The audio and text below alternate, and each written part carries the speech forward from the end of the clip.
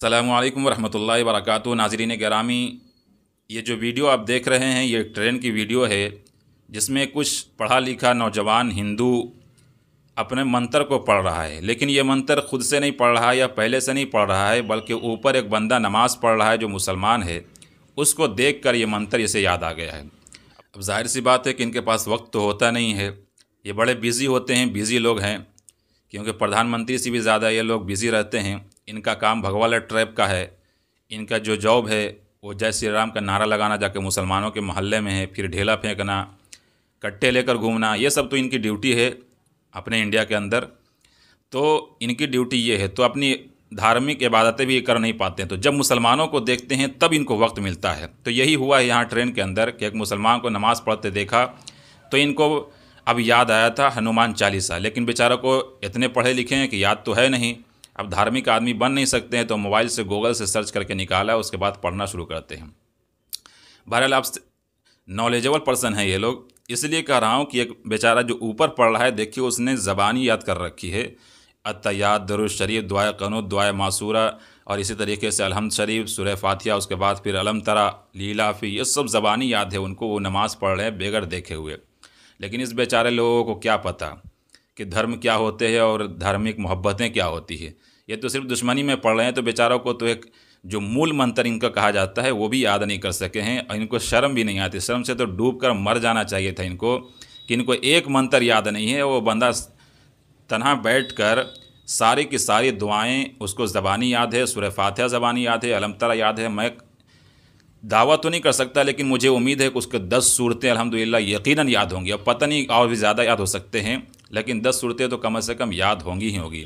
बहरहाल ये लोग जो दुश्मनी में ये सब करते हैं और मुसलमानों को देख कर इन्हें जो इबादतें याद आती है, ऐसे लोगों को जानवर कहा गया है। और आपकी हमारी किताब में नहीं, बल्कि उन्हीं की किताबों में कहा गया है। मैं आपको वो भी सबूत दूंगा और मंत्र पढ़ के सुनाऊंगा कहाँ पे लिखा है। बहरहाल सबसे पहले इसकी वीडियोस को देख लीजिए कि क्या क्या हो रहा है, वीडियो में देख लीजिए, उसके बाद बात करते हैं इस वीडियो पे।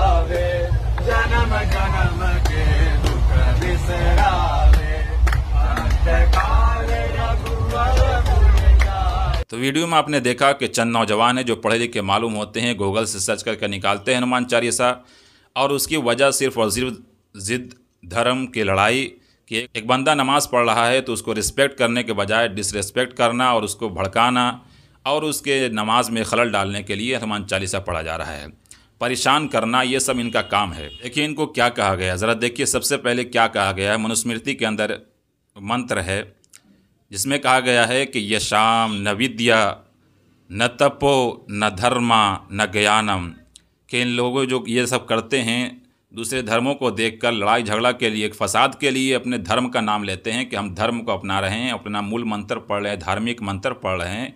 ये सब कौन करते हैं?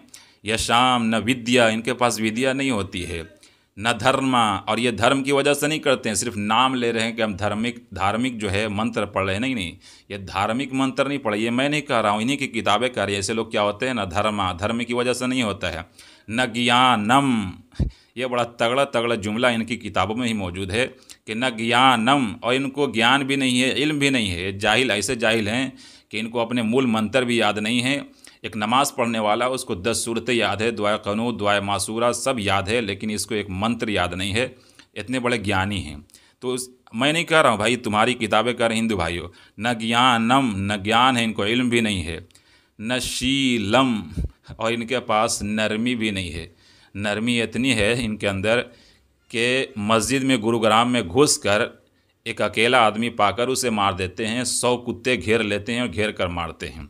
तब इन कुत्तों को क्या कहना। बहरहाल मेरे हिंदू भाइयों, अगर तुम्हें मंत्र ही पढ़ना है तो जाओ पंडित जी से पहले इसके मंत्र के तर्जमे पढ़ लो। मैं यकीन के साथ कहता हूँ कि दोबारा तुम कभी ऐसे मेलों में ठेलों में मंत्र नहीं पढ़ोगे, बल्कि अकेले में बैठकर कोने में बैठकर पढ़ने लग जाओगे। चाहे तुम्हारी गायत्री मंत्र हो, ओम भूर्भुवस्सुवः तत्सवितुर्वरेण्यम, या फिर तुम्हारी ये जो तुम पढ़ रहे हो ये मंत्र हो, चाहे कोई भी मंत्र हो, अगर पढ़ना है तो खुलो ना अपने वेद को, वेद में तुम्हें मिल जाएगा। और यकीन के साथ मैं चैलेंज के साथ कहता हूँ कि मेरे हिंदू भाइयों, अगर तुम वेदों को पढ़ोगे ना, रामायणों को पढ़ोगे, तुम गीता को पढ़ोगे, तो तुम पक्का मुसलमान हो जाओगे। तुम्हारी किताब वेदों में तो लिखा है सईशा एका एका विरदिका, कि अल्लाह सिर्फ और सिर्फ एक है। इदम जना उशरत नराशंस तविष्यते तस्मात् शास्त्रम परमानम ते कार्या कार्या व्यवस्थित विधान उत्तम कर्म कर तुम्हें रहसी। यह सब तुम्हारी किताबों के मंत्र हैं कि अच्छे कर्म करो तो याद रखे जाओगे, वरना भुला दिए जाओगे। और अगर ऐसे दूसरों को परेशान करते रहोगे तो क्या कहा गया इनके बारे में, देखिए, इनको जानवर तक कहा गया है।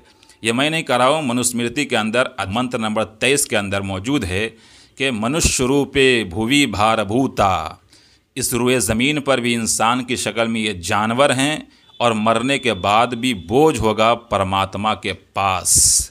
तो ऐसे लोग जो धर्म का नाम लेकर धार्मिक मंत्रें पढ़कर दूसरों को परेशान करते हैं, उसके बारे में ही कहा गया है मनुस्मृति अध्याय नंबर 2। गौर से सुन लेना, मनुस्मृति अध्याय नंबर 2 मंत्र नंबर 23, मनुष्य रूपे भुवि भारभूता, इस रुए ज़मीन पर भी इंसान की शक्ल में ये जानवर है। अब आप फैसला कर सकते हैं कि जो ट्रेन में नमाज़ पढ़ते हुए देखकर मंत्र स्टार्ट कर दिया है, अब कौन है ये आप खुद उन्हीं की किताबों से फैसला कर सकते हैं कि मनुष्य रूपे भुवि भारभूता, कि वो लोग हैं जो इंसान के शक्ल में जानवर हैं और मरने के बाद भी बोझ होगा परमात्मा के पास। तो मेरे हिंदू भाइयों, अगर आपको अपनी किताबें पढ़नी हैं, अगर पढ़ लो तुम अपनी किताबों को ही, मेरी किताबें छोड़ दो, अपनी किताब को पढ़ लो, तो तुम सुधर जाओगे और यकीन मानो तुम मुसलमान बन जाओगे। बहरहाल इतने आतंक मत मचाओ, अपने धार्मिक किताबों को पढ़ो, इबादत करो, लेकिन किसी को सताने के लिए, परेशान करने के लिए। इबादत सताने और परेशान करने की चीज़ नहीं है, बल्कि अपने आत्मा को शांति दिलाने के लिए होता है। बहरहाल अमल कीजिए, दूसरों तक शेयर कीजिए। अस्सलामु अलैकुम वरहमतुल्लाहि वबरकातुहू।